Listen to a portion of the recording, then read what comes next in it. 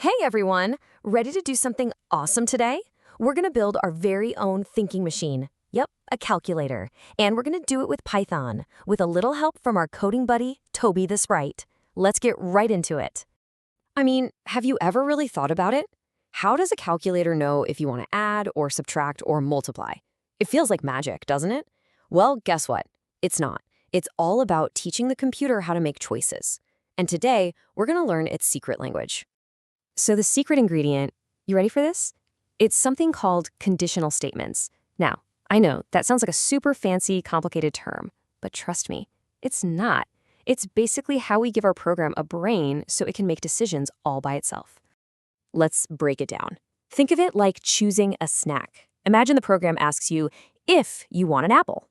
If you say yes, great, you get an apple. But if you say no, it moves on. It checks the next option using elif, which is just a shortcut for else if, and says, okay, no apple, how about a banana?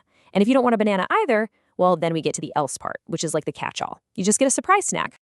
So you see, that's the key right there. These if and else statements are what let our programs react to different situations, pretty much just like we do every single day. It's how we turn simple code into smart, responsive code. Okay, check out this example right here. The code is asking a simple question. If this creature is equal to a dragon, then, and only then, it will print that warning. Watch out, it's a dangerous dragon. But what if the creature was a puppy or a unicorn? Well, the code would just look at it, see it's not a dragon, and skip that warning completely. Pretty cool, huh? All right, everybody, pop quiz time. Let's hit pause for just a second because I want to make sure you've got a really, really important symbol down. This is one of those little details in coding that makes a huge difference. So which one is it? Is it the single equal sign or the double equal sign? Take a second. You got it? The answer is B. The double equal sign is our special checker. It asks, are these two things exactly the same? A single equal sign is totally different. That's for assigning a value, like when we say a variable is now something. It's a huge difference, so that's a great one to remember.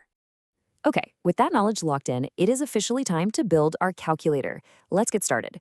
First things first, we need to get the information from the person using the calculator.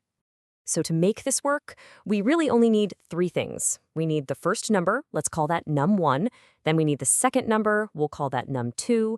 And of course, we need the operator, the plus, minus, times, or divide sign. We're going to have Toby ask the user for all three of these. All right, we've got our numbers, we've got our operator. Now comes the really fun part, the brains of the operation. We have to tell the calculator what to do with everything. And this is exactly where those conditional statements we just learned about come into play. So what we do is we create this chain of checks, one after another. First, the code asks, if the operator is a plus sign, then Toby will say the answer to the addition. If it's not a plus sign, no problem. It just moves down the list. It then checks elif, the operator is a minus sign, and so on for multiplication and division. It just goes down the line until it finds the one that matches, and then it does that action. But wait a minute. Division has a super important, kind of tricky rule we absolutely have to think about. You know how in math you can never, ever, ever divide a number by zero? It's like a law of the universe. It just breaks math. So what should our calculator do if someone tries to do that? This is where we make our code even smarter. Right inside that little section that handles division, we're going to put another if statement. This new one has one job. Check if that second number, num2, is a 0. And if it is, instead of crashing, Toby will just pop up and say, hey, you can't divide by 0. That's way better than trying to do impossible math, right? This awesome trick, putting a condition inside another condition, has a special name. It's called nesting. It's kind of like those Russian nesting dolls, where you open one up and there's another one inside. It's a choice within a choice, and it lets us handle these really specific situations perfectly. So, let's talk about something that's gonna happen, I promise you.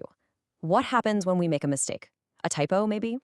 First thing, don't worry. It happens to literally every single programmer all the time. Errors aren't scary. They're just little puzzles that are waiting for us to solve. And you know what? You should actually get excited when you see an error, because every time you find one and you figure out how to fix it, your coding brain gets a little bit stronger. Seriously? Fixing your own mistakes is one of the absolute best ways to learn and get better at this. And the great thing is, PictoBlocks makes solving these puzzles super easy. Check it out. When you run the code and there's a problem, it'll highlight it for you. Then you just pop over to the log tab. The log is your best friend. It tells you exactly what the problem is and even which line it's on. You just go fix it, run it again, and you're good to go. So our calculator is awesome. It can add, subtract, multiply, and divide. It's a solid piece of work, but I think we can make it even cooler. So now I've got a fun challenge just for you. It's your turn to kick the driver's seat and do some coding. Okay, here's your challenge. Can you expand our calculator to give it a brand new superpower? The power to find the square of a number. You'll need to add a new elif condition to make it happen. Think you can do it? I bet you can. Good luck and have fun coding.